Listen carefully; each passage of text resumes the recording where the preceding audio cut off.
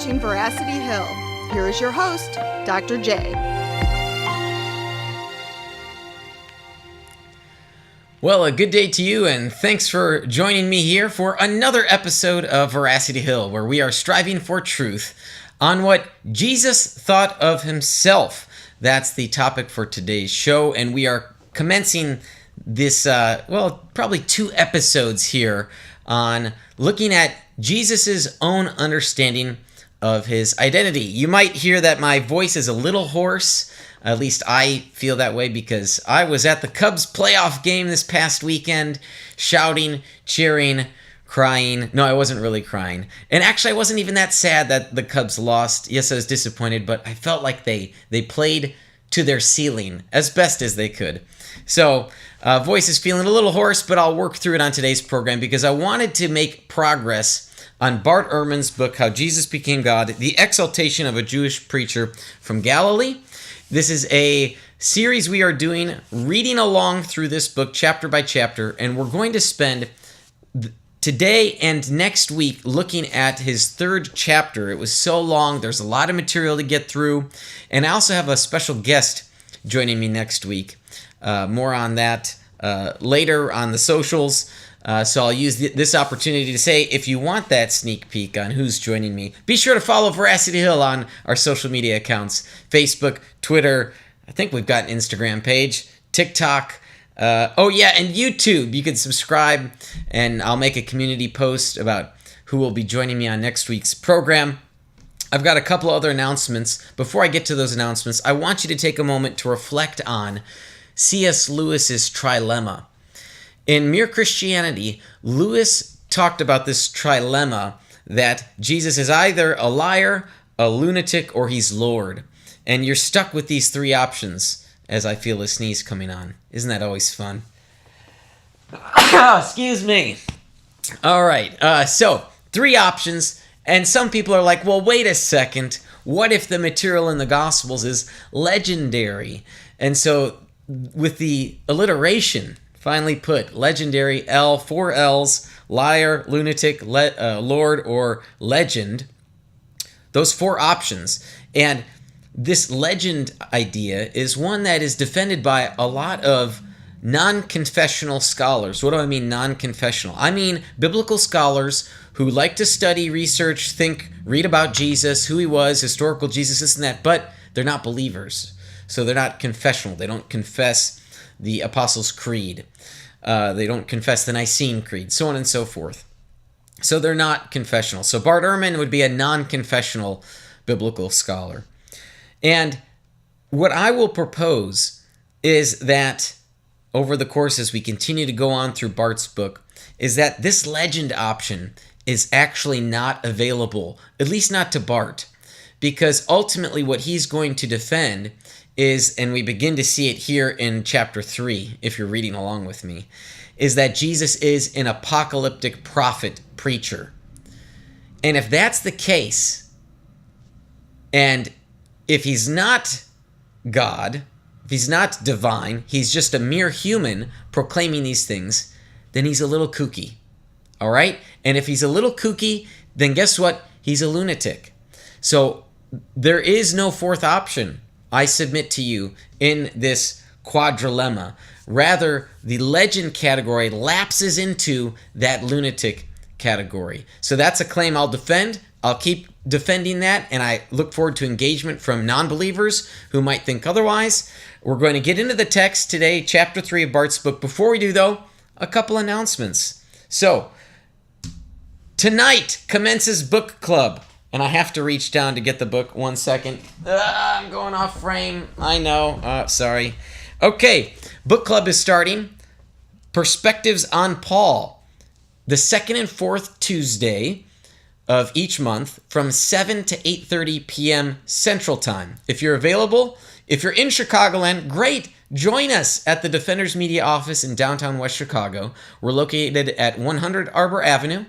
And we'd be glad to have you join us in person. Otherwise, there's a virtual link available. So if you subscribe to my e-newsletter, we sent that link out. If you want to join tonight, but you didn't get the newsletter, go to my website, veracityhill.com, and use the contact form, and I'll send you the link so you can join virtually. We're just getting started, so the only thing that I've asked of folks is to have read the introduction, so it's not too late to join us for this. Perspectives on Paul, 5 different views on Paul, and should be engaging. It's primarily geared towards Christians, but if you're not a Christian and you want to study Paul more, I would welcome you to join as we discuss the different views: a Roman Catholic view, traditional Protestant view, new perspective on Paul, and there are some couple other options that I'm unfamiliar with. Part of the reason why I do a book club, of course, to fellowship with others, to read, to think, to grow deeper, but I have to be selective in the books I read. So book club gives me an opportunity to pick a book I wouldn't otherwise read. And I only have to read about a chapter every other week, so fairly low commitment on book club. So that's starting tonight.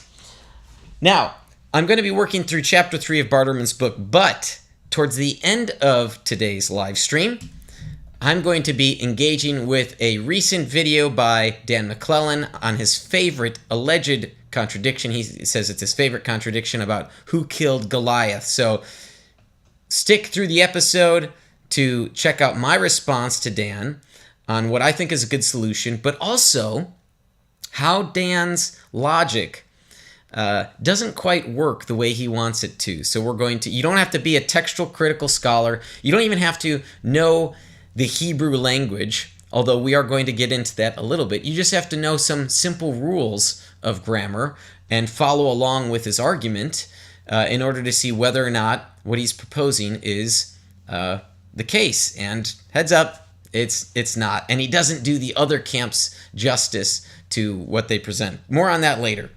We are going to get into episode 260, what Jesus thought about himself or thought of himself.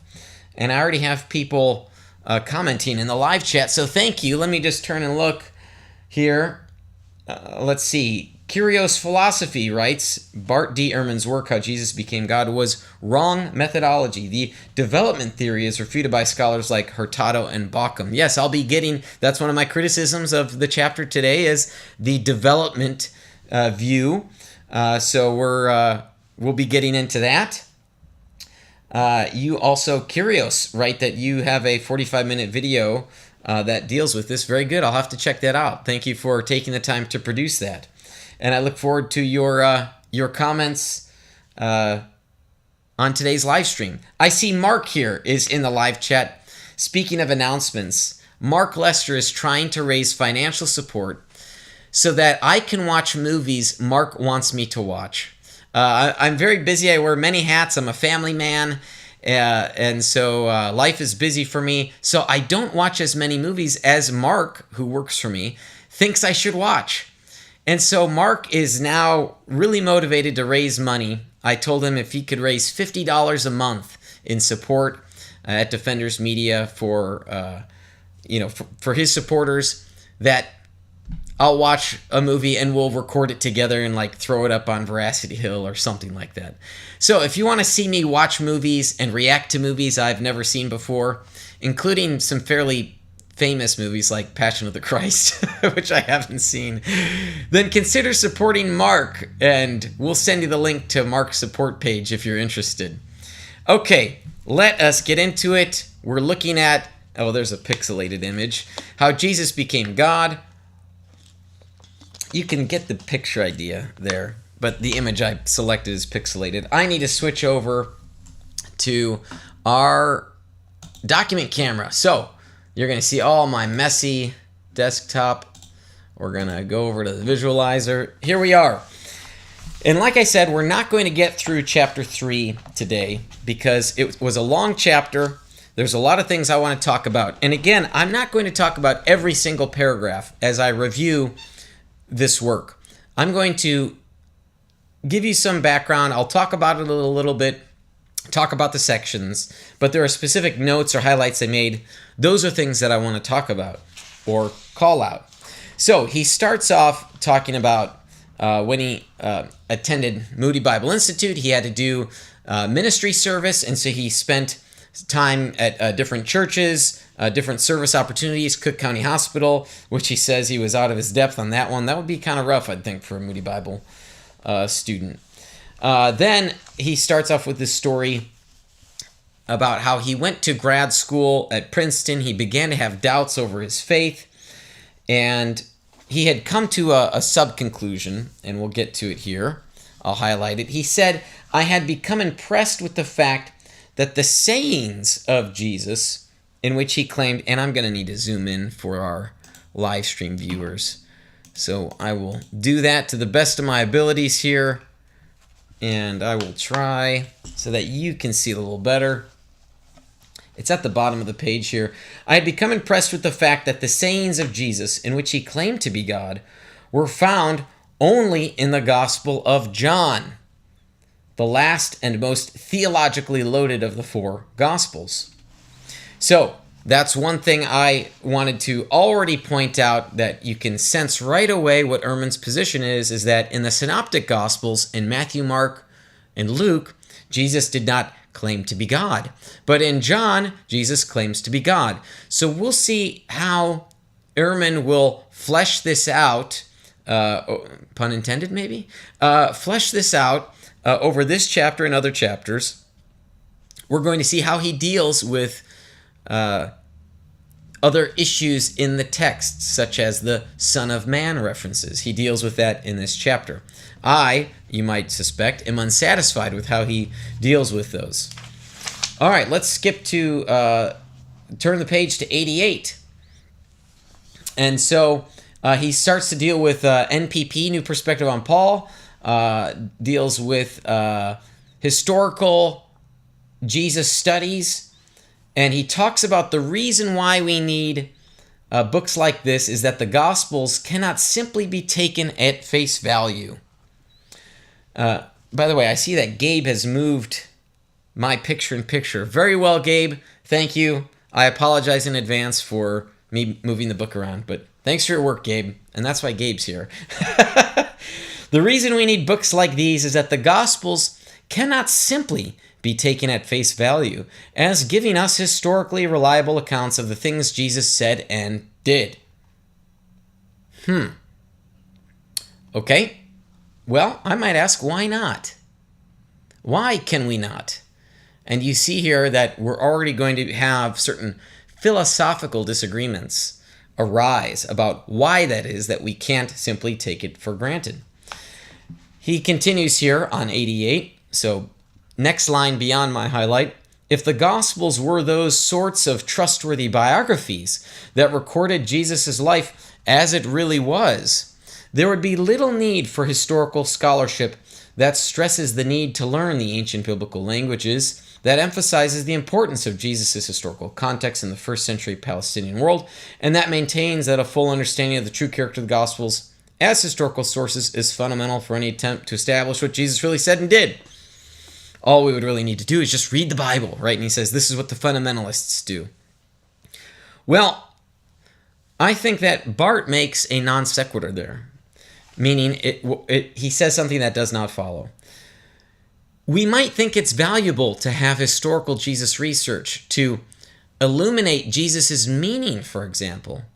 We might believe that Jesus actually historically said something, but we might have lost the meaning, the cultural meaning or gusto behind the teaching. And so it would be important to say, do Bible backgrounds research and to write these books that he's talking about, these academic books, because what it does is it illuminates what Jesus meant.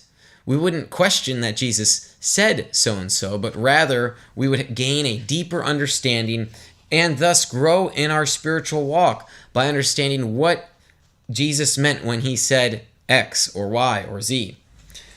Okay, so I don't think that his remark there was very helpful. It just didn't follow. Then, moving on, and he's going to talk a lot about timing, earliest sources, what are good, what's good and bad. Then he's going to get into discussing the 3 points of criteria, 3 criterion of how we can establish facts of Jesus' life. So that's what we're going to focus on today, these methods, these three criterion, and how he uses them. And I think he's got some problems for his approach. Okay, now, let me see here, gain some background for me. Our next earliest sources of information about the historical Jesus, and Gabe, you can just tell me in my ear if it's like not even on the screen there. Our next earliest sources of information about the historical Jesus are the Gospels of the New Testament. As it turns out, these are our best sources. They are best not because they happen to be in the New Testament, but because they are also the earliest narratives of Jesus' life to survive. But even though they are the best sources available to us, they really are not as good as we might hope. This is for several reasons. To begin with, they were not written by eyewitnesses. Well, this is another point of disagreement with Bart in his proposal's methodology. As you may know, conservatives do believe that they are based on eyewitness accounts.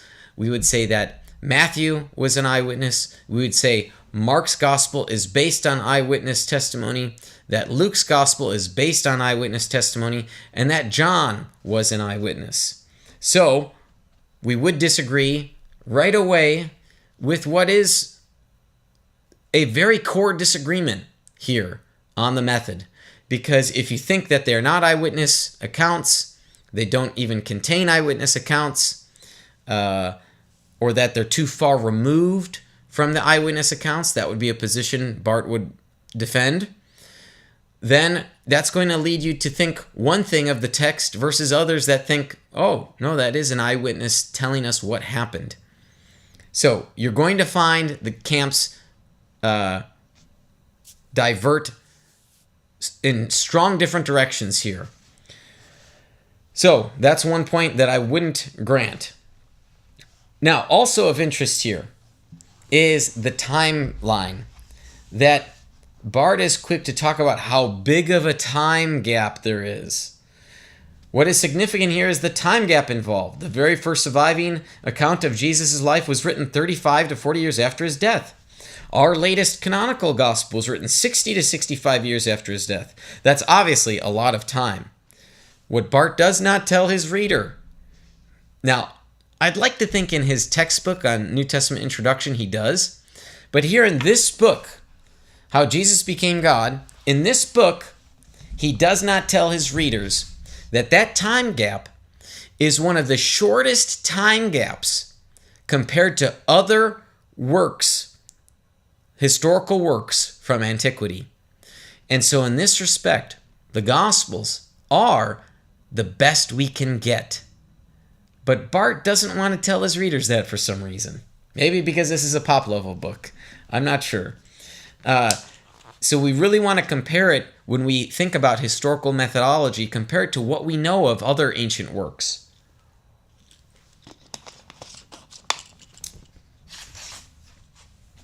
Okay. Yes. The telephone game. Another feature to Bart's methodology, as Curios Philosophy earlier wrote, that this developmental philosophy, that there is development over time. Bart writes, everyone knows what happens to stories that circulate this way, that is, through the oral tradition. Details get changed, episodes get invented, events get exaggerated, impressive accounts get made even more impressive, and so on. Now, Bart doesn't use this analogy of the telephone game that little children play. They say one thing, they pass it on, and over, and the story changes. But in principle, in function, what he's describing here is the classic telephone game an analogy or argument. And I think this is unwarranted. He just kind of asserts it. We know, especially in Jewish tradition, how high of an emphasis they placed upon oral tradition and memorizing and passing along these teachings without error, to memorize these things down to every minute little iota. And that would be the case in scribal work, but even in the oral tradition, that they were just passed along faithfully. So that's another core point that we're going to find ourselves disagreeing with Bart on. So, one thing that stuck out to me, and I have a little color code system here, is further down on page 92.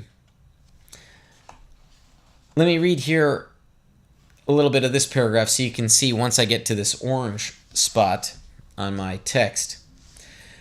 I'll read at the start of the paragraph. Those are the Gospels we now have. Scholars for 300 years and more have studied them in minute detail. And one of the assured results of this intensive investigation is the certainty that the Gospels have numerous discrepancies, contradictions, and historical problems. Why would that be? It would be better to ask, how could that not be?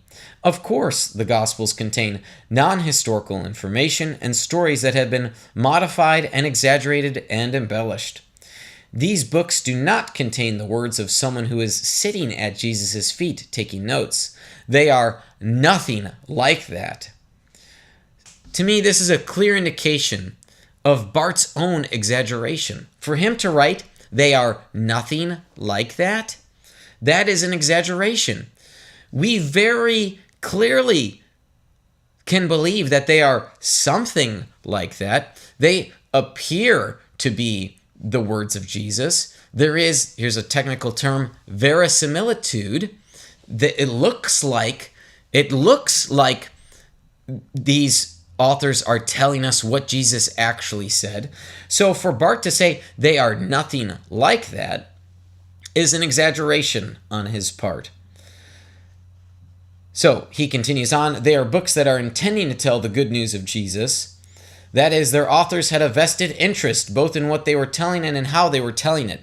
So you begin to see here that Bart's own position is that the authors were so overly biased with their agenda that they exaggerated or invented the truth at the expense of reliability.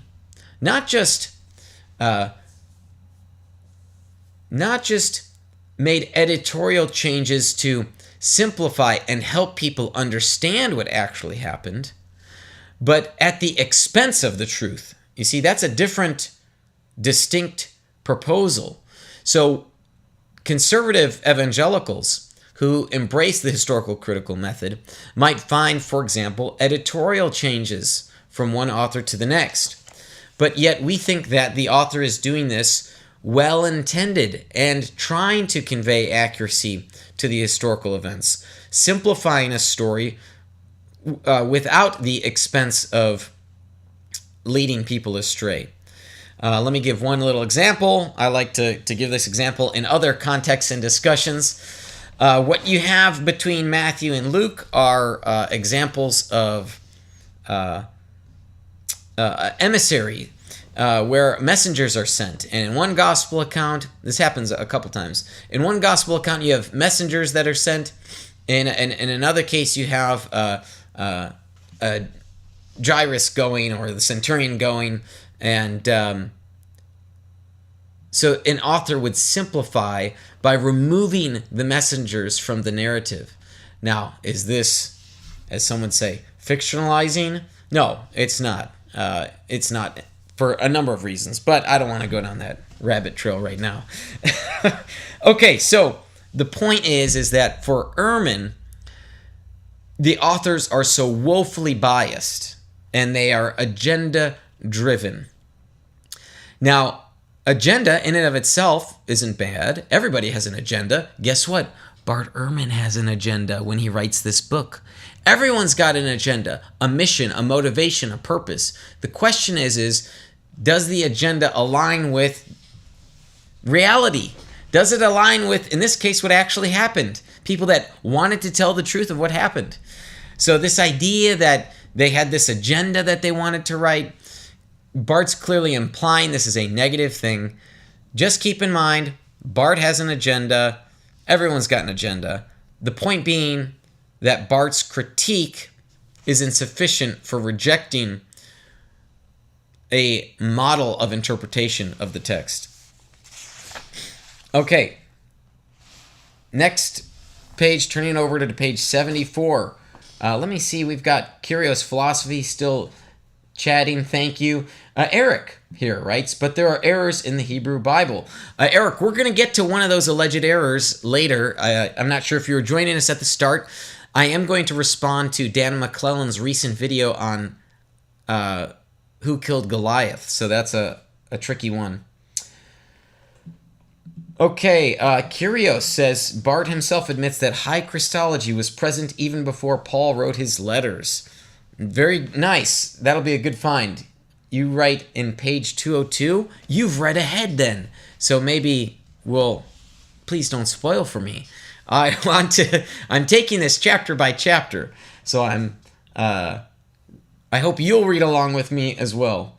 Eric says if having an agenda isn't bad, then being well-intended isn't the same thing as not having an agenda that isn't fully aligned with reality. Yes, people have agendas, so we want to see and check our biases. But the fact that one has an agenda shouldn't discount that person right out of the gate. And for Bart, that he's clearly implying that it does. Okay, so page 94, methods. So we see here, we do have other Gospels from outside the New Testament, but, Ehrman notes, these were all written later than the New Testament Gospels, and as a rule are highly legendary in character. Nice to see him confirming that. I wanted to give a gentle critique here on this one paragraph. The first sentence here, I put AKW for awkward. It's just the wording, I think, was kind of a poor choice, and I'll offer a way of how it could be improved. Bart writes, nearly everyone agrees that even though these canonical Gospels are highly problematic as sources for the historical Jesus, they nonetheless do contain some historically accurate recollections of what he said, did, and experienced amid all the embellishments and changes. Okay, now I kind of shook my head here because nearly everyone agrees that even though these canonical Gospels are highly problematic, no, not nearly everybody agrees. Conservatives who make up a strong minority, even in academia, would not agree with the way he's phrased that. So I wonder if maybe he meant to say something like this. Maybe Bart meant to convey, even though these canonical Gospels are highly problematic as sources for the historical Jesus, nearly everyone agrees that they nonetheless do contain some historical accurate recollections. You see where that nearly everyone, let me underline this here, nearly everyone agrees. So what is being agreed upon? I think nearly everyone agrees that they nonetheless do contain some historically accurate info. I think that's what he wants to connect. But the way that that's worded in English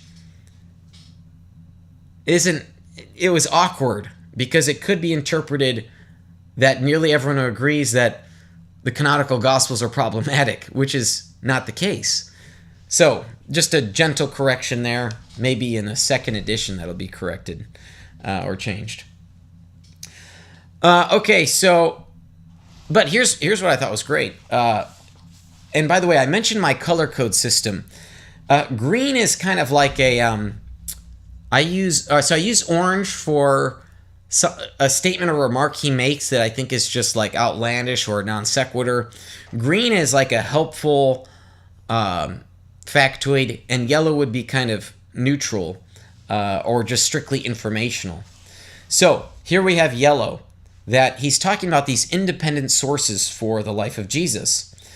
And he says at the top of the paragraph here, and so among our Gospels, we have not only Matthew, Mark, Luke, and John, and, say, the Gospels of Thomas and Peter, we can also isolate Q, M, and L. For those that are unfamiliar and haven't read this chapter, Q, quella, source, a source used by Matthew and Luke.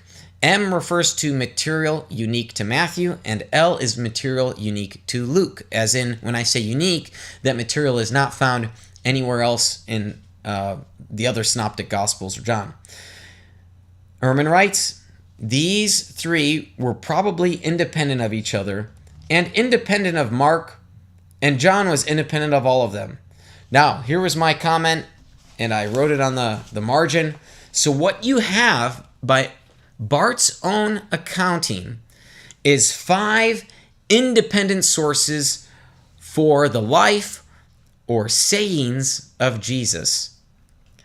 Now, for those who study antiquity, that is astounding to have 5 independent sources for the life or sayings of Jesus. You won't even get that for many, if any. I'd have to talk to a Roman historian. Many, if any, of the Roman emperors. 5 independent sources. I'm happy to be corrected on the if any, if there were a Roman historian listening. Let me know if we have 5 independent sources for a Roman emperor. So, in other words, Bart writes, we have numerous streams of tradition that independently all go back ultimately to the life of Jesus. Wow, does he sound like a Christian apologist or what? The way he worded that, and he's willing to say that we have streams of tradition going back to the life of Jesus. We can, in fact, go back to those very moments. Now, I happen to think that there's a lot more facts and sayings of Jesus that can be reliably believed, reliably even established, than Bart does, but he thinks we can at least somewhat get there. So, we have here Auditor Portugal, delusional, sorry, little minds.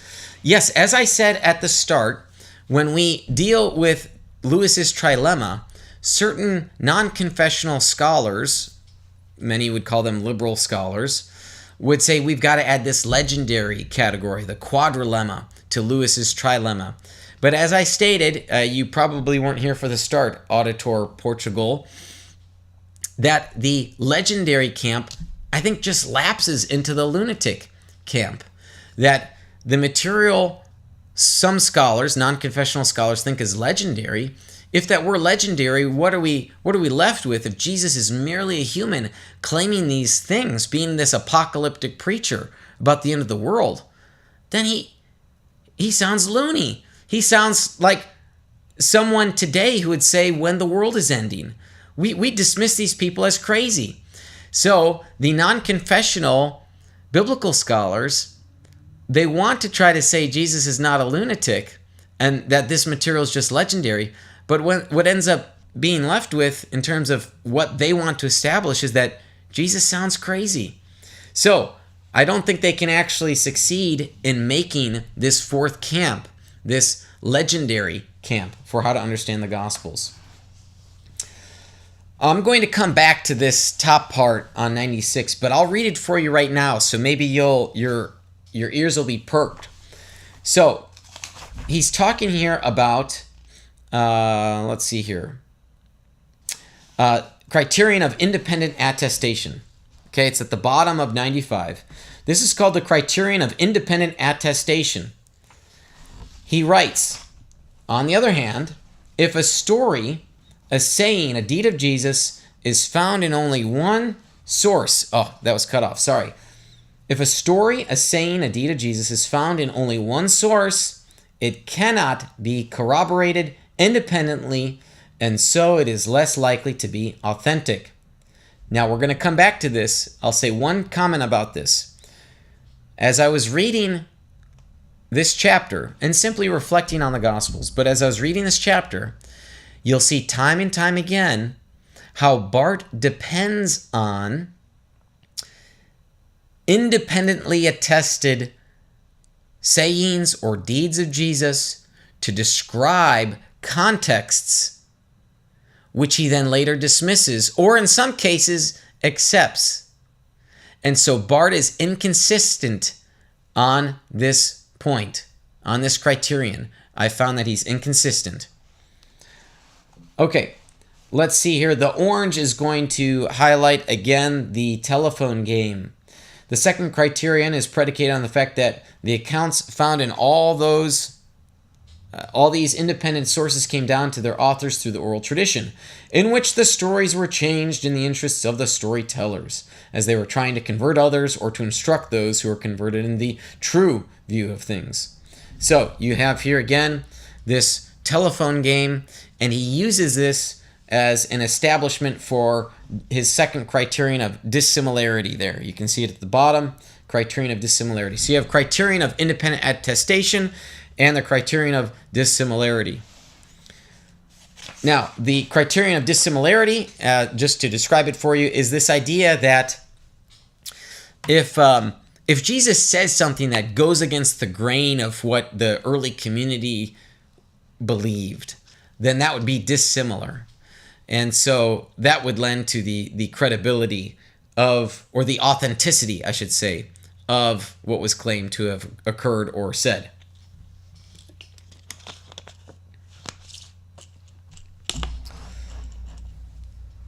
All right, let's keep going along here. Now, the third criterion is, now this is a good one, fully agree, and even in how Bart employs it, fully agree. I didn't really find issue here. I found issue with the first two, but the third one, criterion of contextual credibility. What does that mean? 98. What that means is that Jesus is not going to sound like a Roman, because he was not a Roman. He was a first century Jew, and so he's going to sound like a first century Jew. So if he begins to say, quote, Socrates, that's just not something he would have done. So there is a context in which Jesus lived, and so context is highly critical, and rightly so. Okay, so the next section, Jesus' historical and cultural context.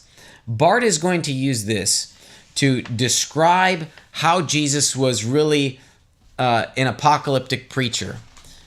So he uses this next section to set up what those first century Jews believed. And the one subsection here on pessimism, this idea that the world is getting bad and worse and worse and worse. I just had a comment here. Did Jesus really believe this? There are other interpretations, other scholars that believe differently, that Jesus was not a pessimist, but was actually an optimist, and that Jesus begins to usher in the kingdom of God. So it's not that the world is going to get worse and worse and worse and worse, and the eschaton comes, but rather that in Jesus' lifetime, here is the kingdom of God, this here but not yet approach. All right, let's see here. Eminence. Yes, okay, so then this is where Bart's going to begin to make his case for Jesus as an apocalypticist. So that's the section title. And I don't necessarily disagree that Jesus is an apocalypticist, but we're going to find some remarks from Bart's that we'll find useful for our purposes. And also I want to maybe question some of his thinking as he comes to the conclusions that he does. Let's see here. So I want to check in on the comments. John Irwin says, "We like you, Jesus. Amen." Yes, I do like Jesus. We do like Jesus. We like to study Jesus, and I'm glad you're studying Jesus along with me. And I'm already reviewing the time here that, my goodness, I want to get around to dealing with Dan McClellan. So I will run through this just a little bit. Like I said, we won't finish this chapter. There's so much to say. But let me work through a few more of my comments and highlights. So in this section here, if we find traditions independently attested in, say, Mark, our earliest gospel, and Q, the source for parts of Matthew and Luke, and M and L, the two independent sources, these other two gospels used, then we have early independent traditions, and that is as good as it gets. Amen, Brother Bart. Bart's writing here that we have early independent sources for the life and teachings of Jesus. That is as good as it gets, folks. And we've got prime material here for understanding Jesus. Now, why do I have here written page 96? What Bart does in this section is he uses different passages from these independent sources to argue that Jesus was this apocalyptic preacher. Now, these are each different messages of Jesus. There's an apocalyptic flavor to them. There's the reference to the Son of Man, but they each have a little different description. So from Matthew, just as the weeds are gathered and burned with fire. From Luke, but take care for yourselves so that your hearts are not overcome, so on and so forth. You can see here that these messages are different. The messages are different. Page 96, recall here, there are different messages. These are independent sources. And remember this first criterion of independent attestation. On the other hand, if a story, a saying, a deed of Jesus is found in only one source, it cannot be corroborated independently, and so it's less likely to be authentic. So I think there's a problem for Bart here when he makes this case by using multiple independent sources, because by his own admission, we cannot establish that Jesus said these things. By Bart's own admission and methodology, we cannot establish that these are authentic sayings of Jesus. Now, there is a common theme. There's this apocalyptic theme, but again, we don't know if these are authentic or not. And Bart wants to say that they are authentic. So that's, I think, a problem. Little point of disagreement here in John's Gospel. So Bart writes, our final canonical Gospel, John, written after the first generation, no longer has Jesus proclaimed an apocalyptic message. Disagree. John 4:21, I think, has a comment there about the coming hour of destruction. So you do get some of that. Now, in the interest of time, given that it's already 45 minutes in, and I want to get to some other points, I'll close with this one last point of disagreement here for how Bart understands one example of the criterion of dissimilarity. Bart pits Jesus' teaching against Paul's teaching on salvation. And this is with regard to the parable of the sheep and the goats. This is one of his favorite passages, he says. It's 107, 108, 109. How do we understand this? Well, Jesus' teaching is that the sheep have cared for the poor. It's about the deeds they have done for people. Whatever you've done for the least of these, you've done unto me. And so Bart reads this as sort of this, he doesn't use this term, but works righteousness. What people do is how they will be judged. This is dissimilar to Paul, the first Christian writer, who talks about we just need to believe that Jesus rose from the dead, and that's good enough to be saved. I think this is a overly simplistic analysis of Paul's thinking and of Jesus' teaching, and that one of the ways one could simply supply a variable to demonstrate how they are not contradictory. So I'm not adding to the text. What I'm doing is I'm proving it's not a contradiction, is that those good things that were done for those in need is a sign of faith. It's a sign of faith. So there's nothing mutually exclusive about the doing of good deeds and having faith in Christ that would lead us to think that these are dissimilar, as Bart argues. And in other places, I've seen in other times, other works of his, that he would argue more so than dissimilar, that it's a contradiction in how one is saved between Jesus' teaching and Paul's teaching. Okay, so that's an issue there. We're going to pick back up here next week. Who did Jesus think he was? We're really going to get into the meat of the content. But I wanted to deal with the methodology here, because I think Bart's methodology is flawed. Let me talk about, I'll switch over to my PowerPoint, and I'll provide a couple reasons why I think that is. So, Concerns over Ehrman's methodology. Well, first, the method presented is used to support a desired outcome. So the methodology is sort of tailored for the conclusion one seeks. Let me talk more about that. So, on the one hand, independent attestation is desired, but in cases of only one independent source, the fact cannot be established. So, as I mentioned, these sayings of Jesus, Bart supplied 4 independent sources for this apocalyptic message, but the message was different. Now, we could sort of be rigid here and say, look, these are independent, and so they can't be corroborated, so they are actually inauthentic. So that's a problem in the way Bart has framed his methodology. And the methodology could easily be reframed at the emphasis of independent attestation to Bart's proposal at the expense of Bart's proposal. And so that's a problem for his proposal. Now, 2, the telephone game development. I think there are problems with this approach. This idea that as time passes, this material becomes legendary. Note that this was just asserted. I think it would have been nicer for there to have been some sources, further argumentation for this claim. And it's almost like he just expects his reader to agree with him. But I would disagree with him. So we found points of disagreement regarding eyewitnesses, regarding the telephone game, the employment of the methodology for the desired outcomes, and then this overdependence.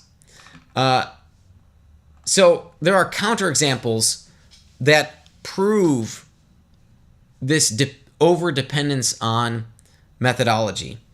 And let me go to good old ChatGPT, whom I used to quickly whip this up. All right, so I asked ChatGPT, can you provide examples of historical events in antiquity? Let me zoom in here for you. Can you provide examples of historical events in antiquity that are only attested by a single source? Yes, ChatGPT says. The robot continues. There are quite a few examples of ancient events that are attested by only one extant source. And he goes on to list a bunch of historical... It's a robot, sorry. It goes on to provide a list of various sources. And then the robot says, would you like me to limit this to first century events? And I say, yes, first century events only. Excellent. Narrowing to first century events. Look at this. Even the Great Fire of Rome and Nero's persecution of Christians. We only have one source. One source. Now, think of this criterion of independent attestation. According to Bart, if there is only something that is attested to independently but once, singularly, then it can't be established. That's what he wrote, top of page 96. It can't be established as a fact. But yet we take for granted many historical facts. As I scroll, you can see here that we just simply don't bat an eye at whether these events were historical or not. And yet we only have one source for them. So this is where I'm going to go back to one slide before we get to Dan McClellan. This is where I think we have a difference in the value of the historical critical method between myself and Bart. For Bart, the historical critical method helps to make unestablished facts reliable the way I understand and would use the historical critical method is that it helps to make reliable facts certain.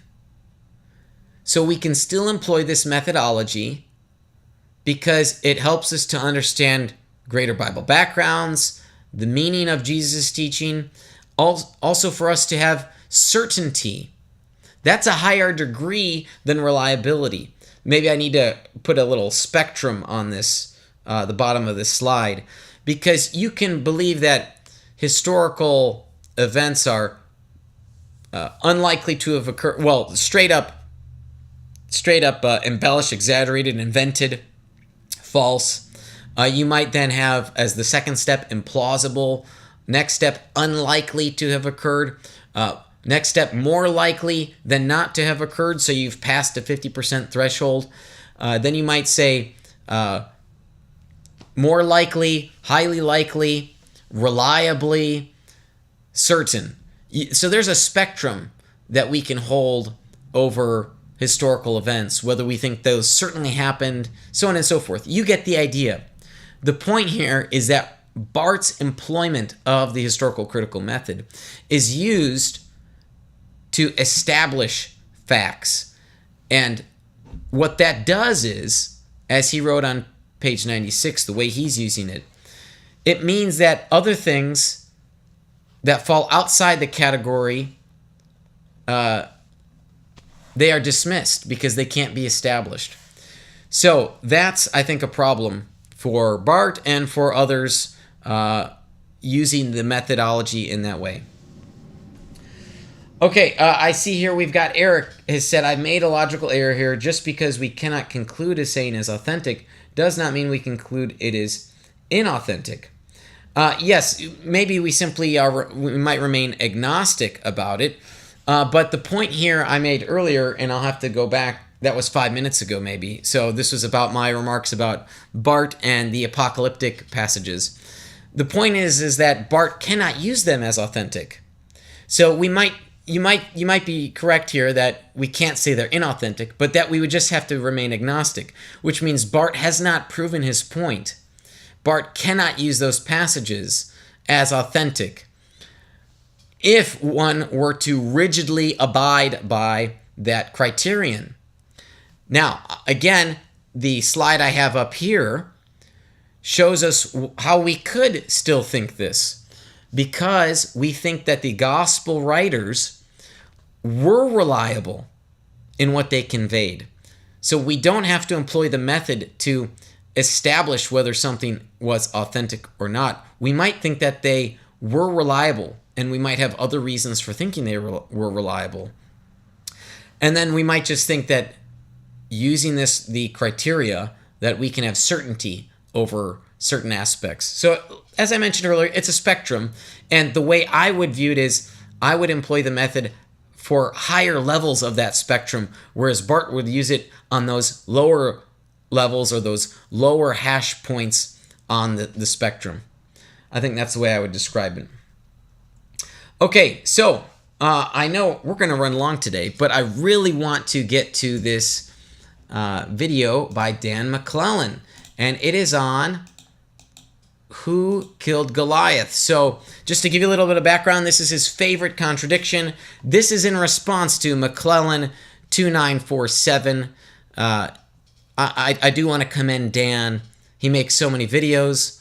He's got his own little hashtag and the number as a reference marker for which video. So props to you, Dan. That's a good method here. So McClellan 2947. I'm starting around the 430 mark, 426, because he's responding to a scholar, and I wanted to engage with what was just about this blog post, because I've got some comments I want to make in reply to Dan over what he was stating about this issue. So he'll set up the issue for us. There's a discrepancy in the Old Testament over who killed Goliath. So let's listen in. I'll pause. I'll make my own comments here and there, and we'll work through this together as we have a longer live stream today than usual. Peter Gurry got on Twitter, and he also challenged me. And here's what he said, where he's kind of engaging with a video of my own. And he points to not an academic article, but like a blog post that Ozelins published. And I went to that blog post expecting to find the same claim, but I found two entirely different reasons to think that Achi is more original than Et. The first one having to do with the fact that when there seems to be an alteration that is... Okay, so let me give you the references here. So we've got 1 Samuel 17:50. It talks about David cutting off Goliath's head. 2 Samuel 29:11 in the Hebrew Masoretic text states that Elhanan, I'm going to mess up these Hebrew names, the son of Yahar Oregim, the Bethlehemite, killed Goliath, the Gittite, the shaft of whose spear was like a weaver's beam. As this verse stands in the Masoretic text, it certainly contradicts 1 Samuel 17. But fortunately, we have a parallel passage in 1 Chronicles 25. I'm reading here from Gleason Archer's Encyclopedia of Bible Difficulties. So the way he's describing this. So the words in 1 Chronicles 25, and Elhanan the son of Jair slew Lachmi, the brother of Goliath the Gittite. It is quite apparent that this was the true reading, Archer argues, not only for the Chronicles passage, but also for 2 Samuel 21:19. We'll get into his reasoning why after we engage with McClellan, but that gives you a little background here for this. I really like that Dan put this up here because he's provided the Hebrew for you. And I want to remark, this is something he observes, but he ultimately rejects, that on the screen here, you can see the Hebrew, and you can see just how close these Hebrew words are. And it's extremely common, Dan will, again, rightly remark, that scholars believe when something like this happens, that there was simply a scribal error in the copying. Because look at how close these Hebrew words are. This brother of and this et. Look at that. You just have, I don't know, there's a technical term for these things, I'm sure, but look at how similar those are, and just those little tiny marks providing the difference between those different Hebrew words. Okay, again, I will say I am not a textual critical scholar. I'm not an Old Testament scholar. I'm a theologian. But I will say that let's take the time to understand the arguments, because anybody can take the time to understand what a teacher is teaching.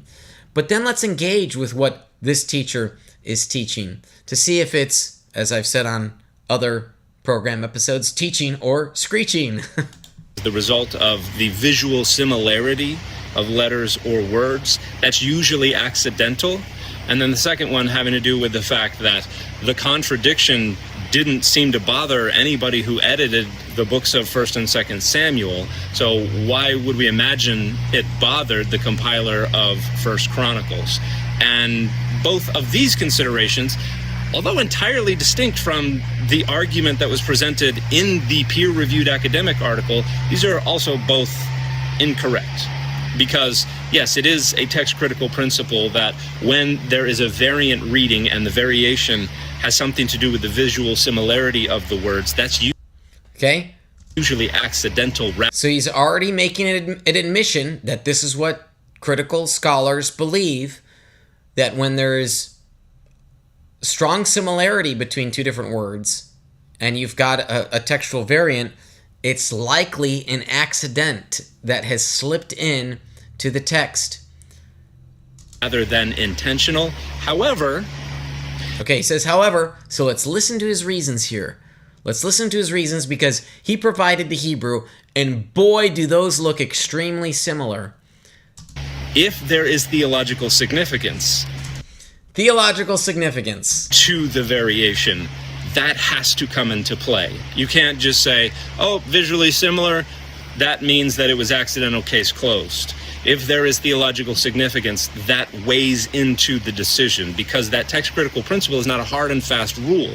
It's just a trend. It's what normally happens. Okay, so I do not buy this. So Dan is arguing that there's theological significance here, and I just don't buy that this is a theologically significant example. So what would it take for there to be a theologically significant example? Well, something like a difference in how Jesus is understood would be theologically significant. This is more of a historically significant issue. And I think maybe the way Dan's understanding this is that it's theologically significant because this creates a historical error. So for Dan, this is about inerrancy. But I don't think that's what these scholars mean when they talk about a theologically significant textual variant. They would mean that the text itself is making a theological distinction, a different issue. This is the implications of the variant, not the variant itself. So Dan's depending upon the implications. There's a theological significance for the implications, not for the issue at stake itself. So I do not agree with Dan on his however response, and I think that because these Hebrew words are so similar that we can say it's a copyist error. But let's get more into it. And so you have to consider other confounding variables. And here, obviously, there is theological significance to a change that resolves a flat contradiction of another biblical text. So the first consideration is certainly not determinative, and I don't think that weighty at all. But the second one is even more problematic, because the idea is that, well, if the contradiction didn't bother anybody who was responsible for editing 2 Samuel 21:19, why should we imagine it bothered anybody who was compiling 1 Chronicles? And there are a few reasons. One is that the books of Samuel and Kings were edited centuries earlier than the books of Chronicles, in a period when they didn't show as much concern for textual consistency, unity, harmony. And the editors of 1 Samuel and 2 Samuel and the books of Kings were not all that concerned for that. There are a bunch of contradictions that are found internally within Samuel and Kings. Let's get a couple of those, Dan. In fact, even in the story of David's killing of Goliath, we have contradictions where David has to be introduced to Saul 2 different times. And David has to be introduced to Saul 2 different times, therefore that's a contradiction? That doesn't seem to follow. That's a non sequitur. There have been times, for example, when I've met a famous person on 2 different occasions, and I reintroduced myself to them in the hopes that it might jog their memory. So in this regard, I've been introduced to people, to the same person, twice. That doesn't mean that there's a contradiction. So as a simple matter of logic, Dan's claim here is incorrect. It is a non sequitur. It is false that being introduced to someone 2 times does not mean there is a contradiction. Scholars are in pretty widespread agreement that this is because the story is preserving 2 variant versions of Saul's introduction to David. So the editing of Samuel and Kings is not as concerned with consistency and already preserves multiple internal contradictions. So that's not really a good argument. And additionally, the books of Chronicles were far more carefully compiled and edited, and the editors had a proclivity towards altering what they found in the books of Samuel and Kings. So it's a much more unified, much more consistent editorial process, and it is altering a lot more commonly what is found in Samuel and Kings. So when we look at... So I'm happy to agree with Dan's point there about Chronicles. Gleason Archer's proposal is that the passage in Chronicles is the original, and that the 2 Samuel 21 is the corruption. So we'll get into explaining that why, but Dan's remarks there about the chroniclers being far more careful. They were writing a chronicle, a rigid history over these events. So that is fully compatible with the solution Gleason Archer proposes. But Dan's solution is quite different. The tendencies of the editors of Samuel, Kings, and of Chronicles, what's more likely? That the editor of Chronicles altered this to get rid of a contradiction. And there are more reasons to think that, because... So Dan's proposal here is that the 2 Samuel passage is the original, and that the chronicler has edited and manipulated the text to get this contradiction out. Archer's proposal is the reverse. So we'll get into this a little bit. Ozolin's argument, whichever one you pick, the peer-reviewed published version or the 2 identical versions we find in a couple of blog posts, ignores the fact that et, the direct object marker, the reading that would contradict 1 Samuel 17, is necessary for the text to work grammatically, because the verb comes first. We have this verb nacha, which means to smite or to kill, and then you have the subject that follows after, and this is Elchanan, and then it describes who Elchanan is. And then you have the direct object, and in order for that direct object to be identified as the direct object, you need the et. I looked using accordance through all... You need the et. And Gleason Archer's proposal accommodates that need. The occurrences in the entire Hebrew Bible of the verbal root nacha being used in a clause to refer to one person killing another person, where the object is mentioned either with an object suffix or explicitly mentioning the object. And there are only a couple of different ways it occurs. Either the direct object marker et is there, or if it is an object suffix, a pronominal suffix attached directly to the verb, you can have that, or you have the inseparable prefix bet attached to the object. I can find no occurrence anywhere in the Hebrew Bible of X, nacha, smote, killed, with the sense of killed, Y, where Y is not carrying either the direct object marker et or the inseparable prefix bet. So the author of 2 Samuel 21:19 would have had to have written et in order for the text to be fully understood. Yes, that's correct, but Dan's imagination doesn't allow him to see how that could have occurred. So I'm going to share with you how that could have occurred in a minute here. Otherwise, the text actually sounds like Elchanan, the son of so-and-so, the Bethlehemite, the brother of Goliath. It sounds like it's still describing who Elchanan... Yeah, so Dan's right there that that's how the grammar works. But again, Dan's imagination doesn't allow him to understand how that could have been the case. So let's turn to this Olzelin's blog article at texancanon.org. And I'm bringing this up. You're welcome to check this out. And Olzelin's has ultimately a different solution than Archer.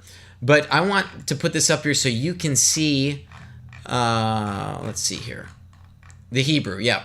So you can see here, 2 Samuel 21, let me zoom in for everyone's sake. You can see here the two verses in question, okay? You can see how they're similar and how they're different. Now, what is Gleason Archer's proposal in his Encyclopedia of Bible Difficulties? His proposal is that 1 Chronicles 25 is the original, and here's how. He believes that there is a copyist dealing with a bad manuscript, and the copyist had to supply text that wasn't clear to him.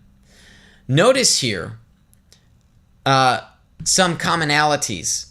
So play along with me in this hypothetical, and I ask that you do so because it will assuage Dan's concern about the necessity of et. You have here lachmi, which is also in the Hebrew of 2 Samuel 21. It's right there. But there's some other text that found its way in. And so what happened was the copyist read with this bad manuscript, the copyist had et and saw lachmi and thought this was Bethlehemite, and so supplied these extra markings, extra letters, and then it changes the meaning of the sentence. So let me run through Gleason Archer's proposal here. I'm going to go back to my document camera, which has been coming in so handily. And this is on page 179 of Gleason Archer's Encyclopedia of Bible Difficulties, Zondervan. This is an older edition, I'm sure. But here it is. So here's how, if I can double check that that's good on the screen. Good. Okay, here's how Archer proposes the solution. So the sign of the direct object Again, this was Dan's big issue against those that think there's no contradiction, because we have to make sense of this. There has to be the direct object, and et has to be there. Well, guess what? Gleason Archer accommodates it. First, the sign of the direct object, which in Chronicles comes just before Lachmi, was et. The copyist, that is, of 2 Samuel, mistook it for be'et, and thus got be'et hal-Lachmi, the Bethlehemite, out of it. That's the first step. So I just explained that to you when we were looking at the blog post, and there it is, point 1, Archer's description. Point 2, next step. He misread the word for brother as the sign of the direct object right before Goliath. Thus, he made Goliath the object of killed instead of the brother of Goliath, as the Chronicles passage does. That's the second step. The third step, the copyist misplaced the word for weavers so as to put it right after Elhanan as his patronymic, the son of the forest of weavers, a most unlikely name for anyone's father. In Chronicles, the weavers comes right after Abimov, thus making perfectly good sense. So, for our purposes, it is plausible and coherent what Archer has proposed here. Now, do we have any rough, hard evidence, manuscript evidence of the textual variant occurring in this way? No, we don't. But what Dan required of his dissenters is to understand how et is used upon a direct object. And Archer's proposal does precisely that. It does explain it, it makes it coherent, and thus, I think, deflates the concern altogether. That this is simply, as Archer writes, here you can see at the bottom of my screen here, in other words, the 2 Samuel 21 passage is a perfectly traceable corruption of the original wording, which fortunately has been correctly preserved in 1 Chronicles 25. I do not see a contradiction, and the copyist error is coherently explained that accommodates the proper rules of grammar that Dan correctly and rightly describes to us. So I think that's a good enough solution, and I think you should think that as well, that there's not, in fact, in the original text, a contradiction. That works for me. If it doesn't work for you, I would be interested to hear why, because as we were listening to Dan, he described why it didn't work for him, but we assuaged his concerns. We came up with a proposal that worked for him. So I think that works for who killed Goliath. It was David who killed Goliath, and Elhanan killed the brother of Goliath. The issue has been resolved, I think. Well, that does it for our show today. I'm grateful for the continued support of our patrons. Those are people that just chip in a few bucks each month. If you've enjoyed our Veracity Hill programming between our live streaming and the clips and the shorts that we put out each week, would you consider becoming a monthly partner with us at Veracity Hill? You can go to veracityhill.com/donate and start your support today. I'd love to have you as one of my partners. I am grateful for the partnerships that we have with our sponsors, Defenders Media, Apologetics 315, and Rethinking Hell. I want to thank our technical producer, Gabe, who is probably bouncing my image around to accommodate the text from the document camera. Thank you, Gabe. And thank you to the rest of the team who helps with the production of Veracity Hill and the work at Defenders Media. Dante, Kyle, Sophia, Mark, Peter, Kevin, and some others. I'm grateful for them. Really, I am. Each week, week in, week out, they're doing great work at Defenders Media and for me here at Veracity Hill. So thank you to the team that supports the work that we're doing here. And last but certainly not least, I want to thank you for listening or for watching as we're striving for truth on what Jesus thought of himself. This has been Veracity Hill, a viewer and listener supported program. For more resources, including past shows, visit veracityhill.com.